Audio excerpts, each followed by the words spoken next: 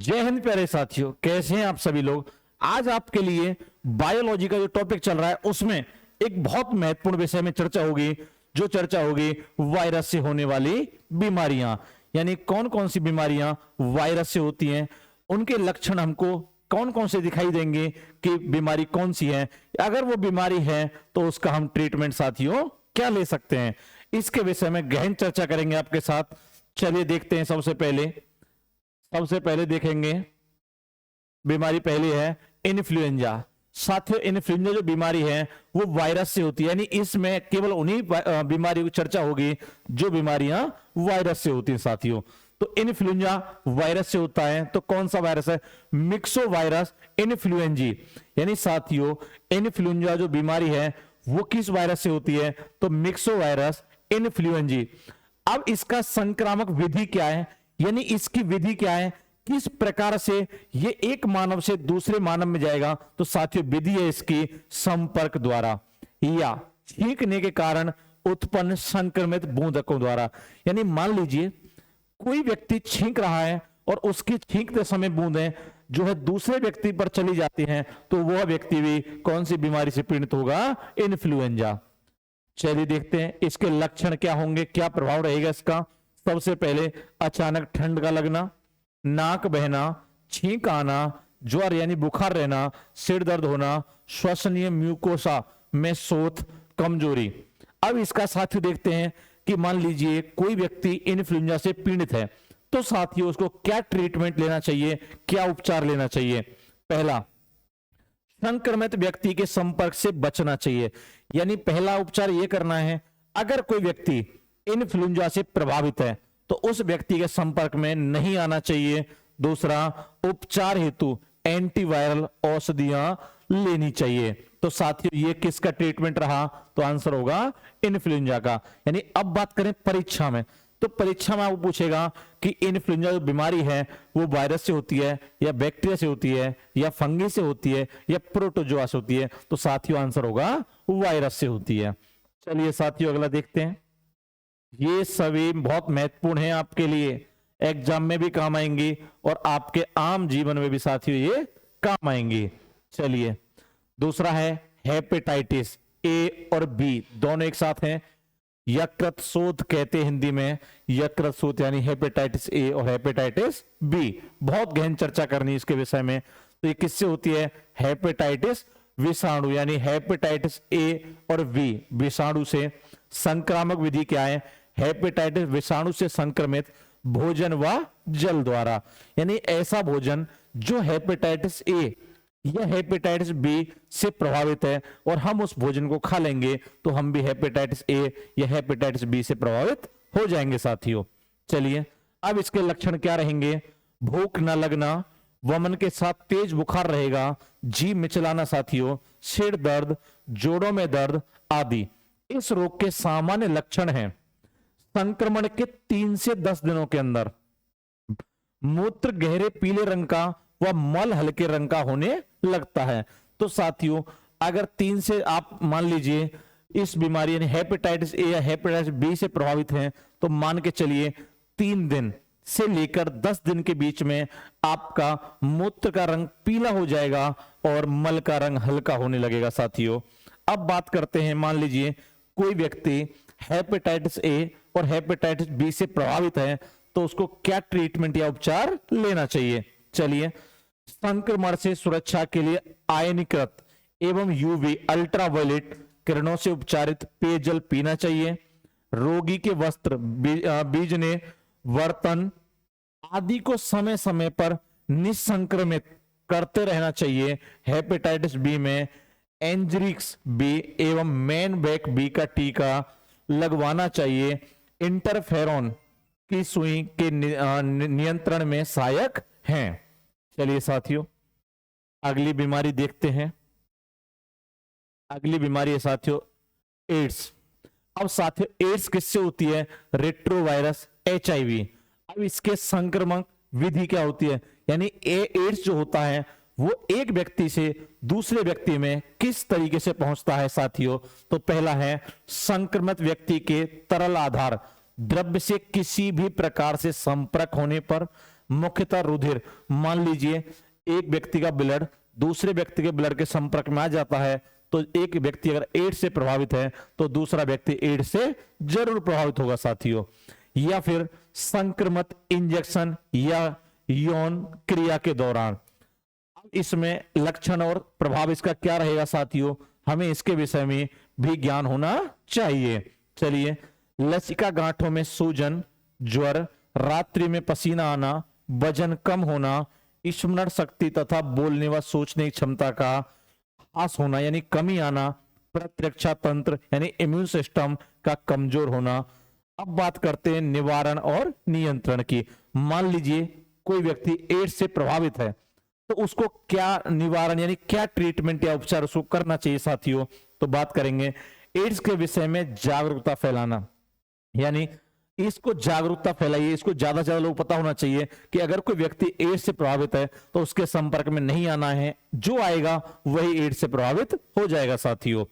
या अनजान व्यक्ति से लैंगिक संपर्क न करना, यानी बहुत व्यक्ति ऐसे होते हैं जो अनजान व्यक्ति से लैंगिक संपर्क बनाते हैं, ऐसा होने पर एड्स के बढ़ने की बिल्कुल संभावना होती है साथियों।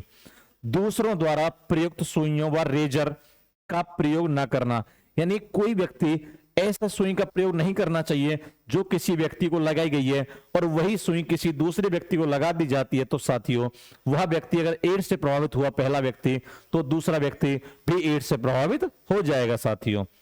पूर्ण उपचार अभी संभव नहीं है, यानी इसका पूर्ण फाइनल इसका जो ट्रीटमेंट है वो अभी तक उपलब्ध नहीं हुआ है।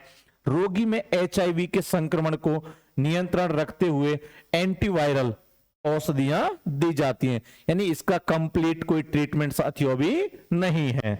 चलिए अगला देखते हैं। अगला है छोटी माता, यानी छोटी माता वेरिसेला जोस्टर वायरस से होती है। संक्रमित विधि क्या होती है, संक्रमित व्यक्ति के छूने तथा कपड़ों के इस्तेमाल द्वारा। मान लीजिए कोई व्यक्ति जो है छोटी माता से प्रभावित है, अगर उस व्यक्ति कपड़े किसी और व्यक्ति ने पहन लिए तो वह व्यक्ति भी छोटी माता से प्रभावित होगा। या छोटी माता से प्रभावित व्यक्ति ने किसी व्यक्ति को छू लिया तो वह व्यक्ति भी छोटी माता से प्रभावित होगा साथियों। लक्षण क्या रहेंगे, हल्का बुखार रहेगा, शरीर पर पित्तकाएं और जल स्फोट हो जाएगा। अब निवारण और नियंत्रण क्या रहेगा, टीकाकरण कराएं इसका, सफाई रखने से एवं संक्रमित व्यक्ति से पृथक रहना चाहिए, यानी छोटी माता में अगर कोई व्यक्ति प्रभावित है तो उस व्यक्ति के संपर्क में तब तक नहीं आना चाहिए जब तक वो कंप्लीट ठीक नहीं हो जाए साथियों।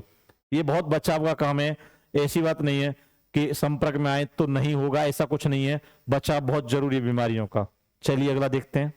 मेनिंजाइटिस, मेनिंजाइटिस हर्पीज वायरस की वजह से होती है और इसकी जो संक्रामक विधि होती है सेरेब्रोस्पाइनल द्रव से संक्रमण होता है इसका। अब इसके लक्षण क्या रहेंगे साथियों, तो ये मस्तिष्क पर प्रभाव डालती है, ये साथियों मस्तिष्क पर प्रभाव डालती है, तेज बुखार रहता है और इसमें बेहोशी के चांस बहुत ज्यादा होते हैं साथियों। अब इसका निवारण एवं नियंत्रण, मेनिंजाइटिस रोधी टीकाकरण एवं प्रतिजैविक का उपयोग करना चाहिए साथियों। चलिए अगली बीमारी लेते हैं। अगली बीमारी है चेचक। चेचक किससे होती है, वेरियोला वायरस से। संक्रमण विधि क्या रहती है, खांसने या छींकने के द्वारा। लक्षण क्या रहेंगे, सिर, पीठ, कमर में दर्द एवं लाल दाने हो जाएंगे।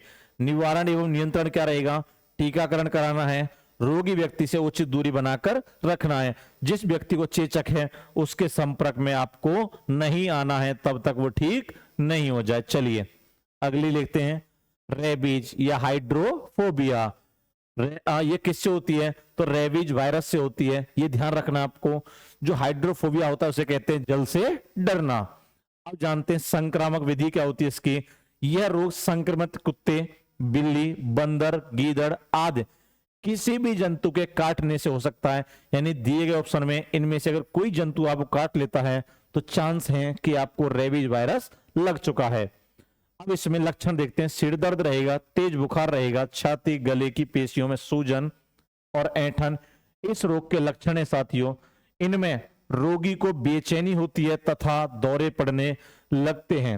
रोगग्रस्त मनुष्य के गले में भयंकर पीड़ा होती है तथा वो कुछ भी नहीं निगल पाता, अंततः प्यास लगने पर भी पानी नहीं पी पाता या पी सकता है, एवं रोगी पानी से डरने लगता है साथियों। अब इसका निवारण और नियंत्रण देखते हैं। पालतू जानवर कुत्ता, बिल्ली आदि को एंटी रेबीज का टीका लगवाकर प्रतिरक्षी करना चाहिए। रेबीज के संक्रमण के उपचार हेतु जंतु द्वारा काटे गए स्थान को लाल दवा से धोना चाहिए।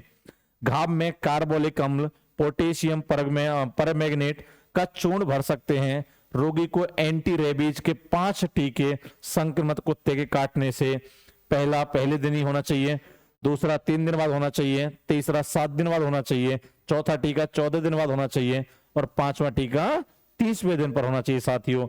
यह बहुत महत्वपूर्ण सूचना आपके लिए। टीके आपको जरूर लगवाने अगर आप रेबीज वायरस से प्रभावित हो जाते हैं साथियों। चलिए अगला लेते हैं, डेंगू। ये डेंगू लिखा है साथियों, इसको सही कर लेना, डेंगू। अब डेंगू किससे होता है तो साथियों आर्बो वायरस से होता है। इसकी संक्रमण विधि क्या होती है तो एडिस जाति के मच्छर द्वारा। ये पूछा गया साथियों, ये यूपीपीसीएस प्री में पूछा गया पिछली बार कि किस मच्छर के काटने से डेंगू होता है, तो साथियों आंसर रहेगा एडिस मच्छर। चलिए लक्षण एवं प्रभाव क्या रहेंगे, सिर के साथ तेज ज्वर, वमन, कमजोरी और जोड़ों में दर्द रहेगा। अब इसका निवारण और नियंत्रण देखते हैं। आसपास के वातावरण को स्वच्छ रखना, मच्छरों के प्रजनन स्थानों का निवारण करना व जन जागरूकता अभियान का संचालन करना चाहिए साथियों। चलिए अगला लेते हैं, अगला है पोलियो। पोलियो या पोलियो माइलेटिस पोलियो वायरस से होता है भाई। पोलियो संक्रामक विधि क्या है, यह विषाणु संक्रमित भोजन, दूध, पेयजल के माध्यम से आहार नाल को संक्रमित करता है। चलिए अब इसके लक्षण क्या रहेंगे। इस रोग के पारंपरिक या प्रारंभिक लक्षण बुखार, उल्टी, सिर और बदन में दर्द रहेगा, गले की पेशियों का सख्त होना। अब प्रारंभिक लक्षणों के पश्चात बच्चों के हाथ पैर कमजोर दिखाई देने लगते हैं तथा वह उन्हें हिला नहीं पाते हैं या पाता है, अर्थात पक्षाघात यानी पैरालाइसिस जैसी स्थिति बन जाती है। अगर कोई बच्चा जो है पोलियो से प्रभावित हो जाता है तो माना जा सकता है कि उसकी स्थिति पैरालाइसिस जैसी होगी। पक्षाघात यानी पैरालाइसिस का यह दौरा बुखार उतरने पर स्थायी हो जाता है साथियों। अब इसका निवारण बहुत जरूरी है आपको जानना। प्रारंभिक अवस्था में इस रोग से सुरक्षा के लिए स्वच्छ वातावरण के साथ व्यक्तिगत स्वच्छता भी अत्यंत महत्वपूर्ण है। अतः बच्चों को गंदे स्थानों पर खेलने से रोकना चाहिए। पोलियो का टीका लगवाकर ही इस रोग से जो है बचाव का एकमात्र साथियों उपाय है। अब इसके विषय में 1-2 बात और बताया तो मैं आपको। भारत में पोलियो के लिए WHO ने 1995 में भारत में अभियान शुरू किया गया था साथियों पोलियो के लिए, लेकिन 2014 में साथियों 2014 में भारत पूर्णतः पोलियो मुक्त हो गया था। लेकिन अभी भी भारत में इसकी समय समय पर वैक्सीन दी जाती है जिसका नाम है OPV, ओरल पोलियो वैक्सीन। साथियों ये बच्चे को जरूर देनी चाहिए कि बच्चा किसी भी वायरस से प्रभावित ना हो। चलिए साथियों आगे देखते हैं। ये वायरस से होने वाली सभी बीमारियों को मैंने इस वीडियो में शामिल किया है। इससे पहले मैंने एक वीडियो में आपको बैक्टीरिया की बीमारियों को पढ़ाया है। आगे जो वीडियो मिलेगी उसमें मैं प्रोटोजोआ की पढ़ाऊंगा, उससे आगे मैं आपको फंगी की पढ़ाऊंगा। यानी अगर पेपर में बीमारी आएगी तो इन वीडियो से आएगी या फिर पेपर में आएगी नहीं साथियों। चलिए ऐसी सभी वीडियो को पाने के लिए फॉलो करें, चैनल को सब्सक्राइब करें। Rattling IAS। बहुत बहुत धन्यवाद आपका।